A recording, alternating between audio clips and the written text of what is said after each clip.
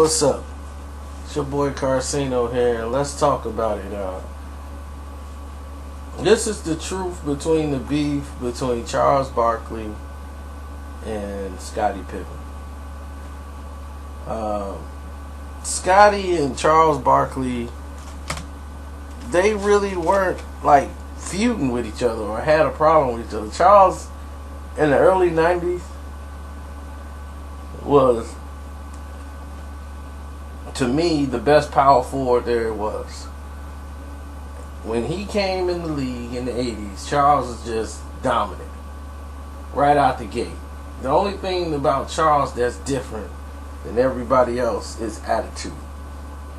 And sometimes Charles wasn't in shape. He didn't really take it serious because basketball to him was effortless.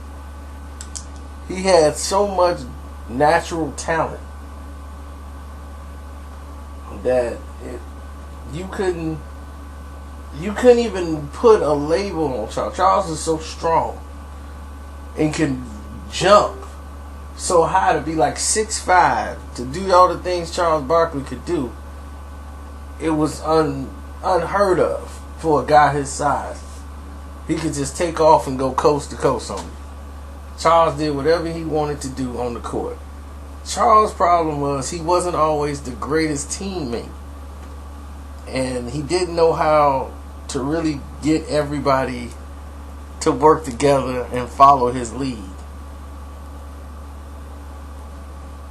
So if you want to say he wasn't a good locker room guy, he's more of a lead by example type guy. He wasn't the guy that could vocally be the guy to tell everybody else to come on.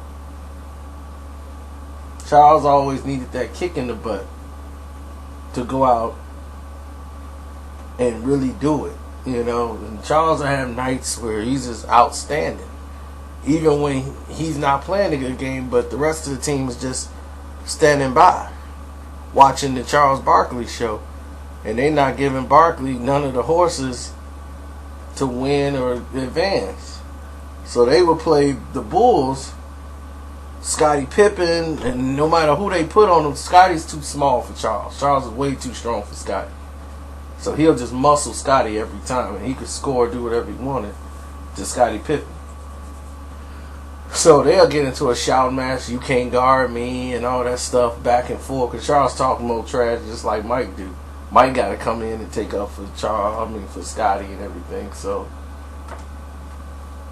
Scottie problem, his gifts is Scottie became a great defender. Well, a good defender. I wouldn't say he was like great, but he became a good defender. He was a better ball handler, and he could guard 4 positions. He couldn't guard a center, of course, but he probably did it sometimes. But Scottie Pippen could guard like 4 of the positions on the court.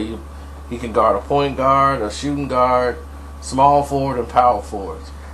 There wasn't a ton of great small forwards in his era. But, and I want to address this too. Let me stop right here and address this, because I hear a lot of people, especially Chicago people, keep acting as if Scottie Pippen was a superstar in this league. They've already put Scottie Pippen so high on a pedestal. It's sickening. It's sickening. It's disrespectful to those guys who played, who were franchise players. Okay? Extremely disrespectful. But I want to say, let's go over Scottie Pippen as a defender. Because everybody bashes my head in over how great Scottie Pippen was. First off, as a defender, Scottie had a lot of help. Okay? Secondly, who did he beat? Who did he shut down? He didn't shut down Grant Hill. He didn't shut down Dominique Wilkins, who averaged about 30 points He didn't shut down Chris Mullin. He never shut down Glenn Rice. Did he shut down Jamal Mashburn? Hit him for 50. Detlef Schrempf, James Worthy, Big Dog was schooling him. Who did he shut down? And don't forget, he played point guard. He guarded Penny Hardaway. Did he shut down Penny? He was a good defender. But he wasn't outstanding. He wasn't the guy everybody think he is. He was a good defender because of his height and his athleticism. I give him credit for that, but he wasn't outstanding. He had so many laps defensively. I don't even know how to call it. This guy had 5 fouls, 6 fouls. I mean, oh my gosh. I've actually watched these games.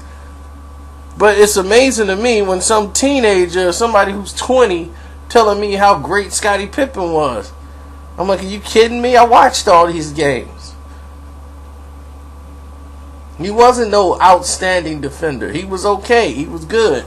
They had a good team system of defense. It's easy to be a great defender when you got Dennis Rodman backing you up in the back.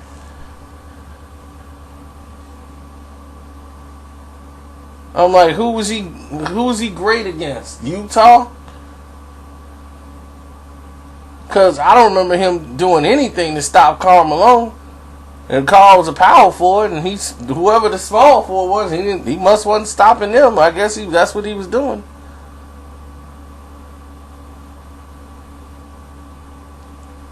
Scottie was a good defender. Dirk Nowitzki was 18 years old and took him to school. Y'all don't remember that? Dirk Nowitzki, they were in a summer camp. What was that? Like one of those Olympic camps or whatever they do for Nike or something like that. And they had Michael Jordan, Charles Barkley, Scottie Pippen, and they played a exhibition game against Germany. And when they who was it? When they played the game, Scottie Pippen, matter of fact, you know what I'm gonna do to make this thing go a lot smoother? I'm gonna let what's his name, Charles Barkley, actually tell this story. Okay? Because it would come off a lot better if I let Charles Barkley tell the story in his own words. Michael, Scottie, a bunch of guys like NBA players. They're like 18. This is when Scottie was quote unquote the best defender in the world. So Dirk is kicking our ass. He's got like 25 at halftime. And me and Michael like, Scottie, you got to pick it up a little bit. He's mad. I'm going to lock him down in the second half. I'm going to lock him down in the second half. Dirk fans were like 52. So I was like, dude, who the hell are you? He starts talking. He's like 18, 19. I says, where you going to play at? He says, I have to go in the Army. I said, dude, you can't go in the Army playing like that. I said, I tell you what. So I called Nike. I says, find out about this kid. Tell him I'll give him anything he wants to go to Auburn. I said, just tell him, just anything he wants, we'll get it done. So they call. This is in the middle of the summer. We're over in Germany somewhere. I said, just give him anything he wants. He's got to go to Auburn. And he said, well, he got to go in the Army. I said, dude, that dude is 7 feet tall. He's not going in the damn Army. He's going to hide behind him. The next year, the Mavs, well, actually Milwaukee drafted you. And so I was like, dude, you should have went to Auburn. We'd have a few banners up right now. Man, I was like, Scottie's like, dude, he is kicking your ass. Seriously, he had like 50 points. It was unbelievable. He was on like 18, 19 at the time. He got into Auburn and wouldn't have that shit Lucy. So, as you see, that shreds Scottie Pippen's world's greatest defender. He never was a great I mean, come on. He's a good, solid defender. I don't want to trash Scottie Pippen, but y'all get delusional. Everybody keeps telling me, like, oh, Scottie Pippen is so great. Okay. Y'all keep bringing up the season Jordan left and they won 55 games that next season. And y'all credit that all to Scottie. Scottie led in scoring, assists, and rebounds. He led in assists. He did everything. He led the team in everything that year. Every category. Scottie Pippen did that. I said, okay. Why do you think Scottie Pippen was able to do that? The Bulls had, for the first time in their career, they had 3 All-Stars in the All-Star game that year. They had B.J. Armstrong, Horace Grant, and Scottie Pippen in the All-Star game. Why was that? Because during that run that y'all don't remember, it wasn't Scottie Pippen scoring all the points every night. He had help. He had Tony Kukoc, who was coming into his own. It was his rookie year, and he was winning all those shots, hitting game-winning shots to win the game. He had B.J. Armstrong, who had a great first half. I mean, he was playing out of his head. That's how he got in the All-Star game. And then Horace Grant, who's killing it with the double-doubles. Listen, I'm going to tell you like this. Horace was the key. He was the link. And the next year, when Horace was gone, you saw when it was really up to Scottie, nobody brings up that season. When Jordan came back at the end. If Jordan didn't come back, the Bulls is in 6th place. Finna be out of the playoffs. Scottie was in trade talks. They was finna trade Scottie at the end of the year. He was slinging chairs on the court. So please, stop telling me about Scottie Pippen, the leader, the best player the Bulls had in the 94 season. Please, give it a rest. Alright? He was a good player. He was not a franchise player. And I wish Chicago would get that into their brains. But they so believe in all this stuff that's been poured on their minds because they was winning championships when the league was just basically watered down to nothing. Now let's talk about Barkley. Now, they go to the Dream Team selection. Scottie Pippen's there basically because of Michael Jordan. The only reason he would be there.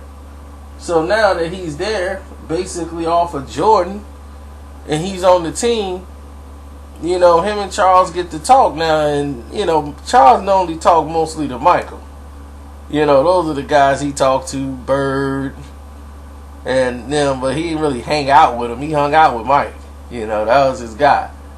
And Scottie and him had, you know, he kind of got Charles' respect because they got to play together. And in the practice, Scottie played on the other team against Charles, and Charles was killing him. And they were on they had picked up a big lead, so Scottie was talking big stuff. Because he had got a big lead on Charles. And Charles and them came back and scored. Like they scored. They went on like a 20-0 run. And wasn't nobody keeping score. They was just keep going at each other. And Charles and them was like, yeah, we won. And he was like, how you figure that? Like David Robinson was on the other team. Like, y'all think y'all came all the way back? He was like, yeah, we did. But Scottie and Charles is always yakking, going back and forth. Boy, you too small. You can't guard me. And they was having a shooting contest out there, like who could shoot. Charles putting on a show. That was the Charles Barkley coming out party, his audition. And during the whole Dream Team, the two biggest stars was Charles Barkley and Michael Jordan. So the NBA said, you know what? We got to move Charles. Let's get him on a team that they need a Charles Barkley. Let's see if let's talk to Houston, let's talk to Philly and see if there's somebody we can put him on. If we put him with Phoenix, they got all those guys who can shoot. That'd be a great fit for Charles. Tell Charles that how do you feel about playing with Phoenix? Because Philadelphia is not. It's not going to be anything, and that'll be a waste. That'll be a grade. We can get Charles in the finals against Michael. Oh, that'd be wonderful. So the league made that happen because they saw the bond, Charles Barkley, Michael Jordan. Now two friends going against each other in the finals. You know, they written the whole script, and everybody follows it. It's all WWE. So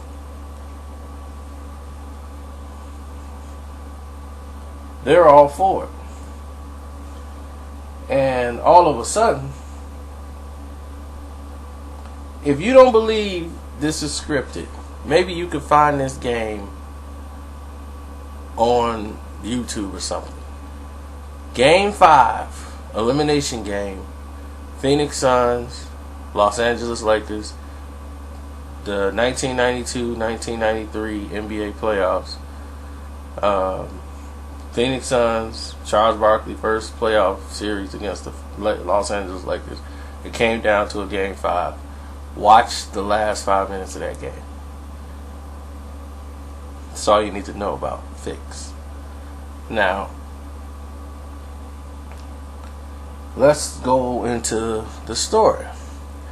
Now, when the series kick off, Scottie and Charles are starting to go at it back and forth, verbally going at it in the finals, and Charles is killing him.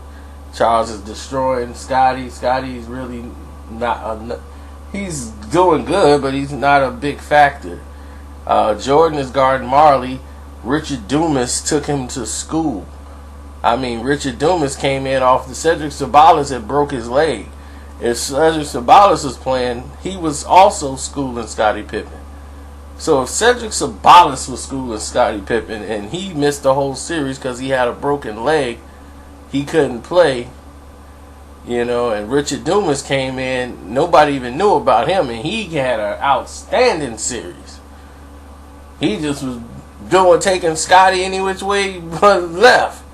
They put Michael, he was taking Michael. They couldn't do nothing with Richard Dumas. But Richard Dumas' problem was something else. So after this, seasons go by. Scottie, Phoenix don't win. Scottie didn't win. Then, of course, we talked about the other years. Then come this Houston situation. Charles Barkley goes to Houston. And while he's over in Houston, he's got Clyde Drexler. It's him, Scottie Pippen, and it was Hakeem Olajuwon. Now, Drexler and them, they had just won the championship. So now Charles is on the Rockets, trying to get a ring. And while he's on the team, they don't go to the finals. Because Drexler was pretty much done. So they figured they needed another scoring punch. Drexler was out. And Scottie was talking about, this is after the last season with the Bulls, when Michael left. They only kept Scottie Pippen because of Michael. Michael put it in there, said, if I come back, I gotta have Scottie Pippen. And that happened. They brought in Scottie, they kept him. But when it was over, Scottie was gone. And he's looking for places to go. And the Houston Rockets paid him $30 million to come on over and play with Houston. So Barkley like, all right, we got Scottie Pippen. Pippen finna do this, Pippen finna do that. Scottie really didn't have a great season with Houston. I mean, they got along well, but Scottie really didn't. And people was like, man, he ain't earning the money, man. Scottie ain't doing nothing. And then when the playoffs came around, they only won one game, and Scottie went off and scored like 30 points that game and had a great game, and they won. It was like, Charles was like, about time, man. Shoot, $30 million is a lot of money. About time the Scottie Pippen showed up that we was expecting. And the reason why Scottie was that offensive and that taking the fight to him and all that stuff is because Scottie has got tired of all the abuse he was hearing in Houston about, like, man, why you shelling up in the playoffs? Like, what's wrong with you? Well, he pays you all this money and you ain't doing nothing. And Dream can't do it all. They on Dream, they on Charles, they doing their part. And they kicking the ball out to you because you open. You got the mismatch, and the mismatch is beating you. And then slowly, Charles began to realize that, wait a minute, you ain't as good as they saying. Like, what's going on over here? So in the off season, all he did was bash Charles Barkley publicly, going out, made me want to play with his sorry fat butt. Anyway, he got no dedication. He don't want to do that. Now he blaming Charles Barkley, want to throw him under the bus because Charles Barkley is basically telling him, look, man, you ain't doing what you supposed to do. Charles can party. Charles gonna party. Charles gonna drink, but Charles gonna get his numbers. You just leave Charles alone. Charles gonna get rebounds. Charles gonna score points.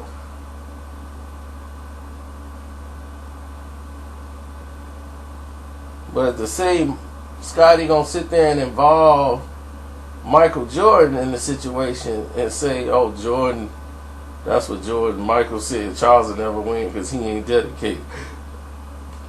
So Michael called Scottie and cussed him out because that's something that Mike told you in private. And when Mike talked to you in private, you don't open your mouth in public. So Mike told Charles, no, I ain't say that. But he went to Scottie and cussed Scottie out. Don't ever mention my name or nothing like that again. So, it is what it is. So once Charles was like, okay, that's it, that's done, that's water under the bridge, Scottie Pippen gets traded to because the organization in Houston was like, we can't deal with Scottie Pippen. He's got to go. He's a cancer. We don't want no angry player on the team who can't function. He don't want to be here. So after one season, they traded him to Portland. And he was like, I like Portland. I like this mix. I like this fit. It's like, come on, man. So when they traded you to Portland, now all of a sudden you want to get loud and start yelling and getting more vocal. So Portland was great. They had a great playoff run. Scottie did fit in well over there because he didn't have to do much. He had Steve Smith, Rasheed Wallace in the paint doing everything else. All he had to do was be a facilitator and guard the ball. They already had a team. So Scottie would have fit in perfect there. But when they needed some leadership, he couldn't step up and provide that. And that's why they ended up not succeeding or going to the finals. So the whole beef with him and Scottie almost got physical in one game too, because Scottie wanted to get tough on Charles, and Charles ain't having it because Charles got a pistol on him at all times. And he told him, like, dude, we can go and fight it out if you want to and get it out your system. But Mike got Scottie and Charles in there and said, look, this is some old high school BS. Like, cut that out. Like, you do what you do. Charles, you do what you do. And Charles ain't got no problem with that. Charles like, I don't think about Scottie Pippen.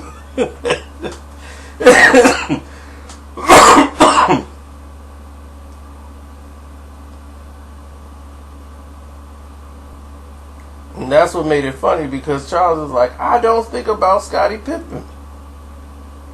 Like, why are we talking about this? We played on Dream Team 3. It was no problems. He was like, I don't want okay for them to bring Scottie to Houston. For him to get $30 million. He was like, man, I'll approve that. Now, yeah, let's bring in Scottie Pippen. That should help us get to the next level. So, that's all I had with that beef. I mean, they cool now, but I just have to re-educate all these fans, too, that want to keep talking to me about Scottie Pippen, man. It's just ridiculous.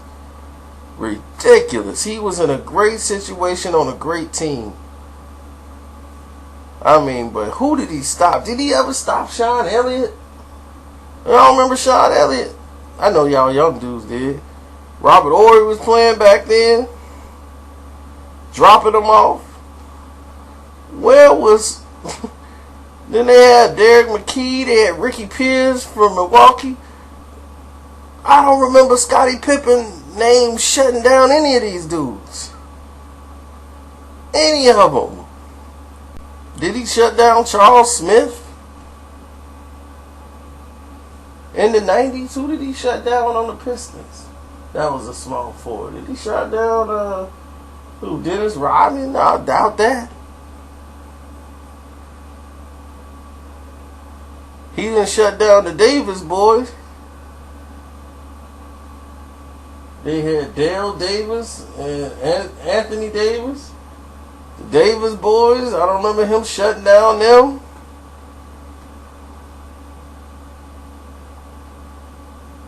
Who did Scottie Pippen own at that position? What point guard did he own? What shooting guard did he shut down?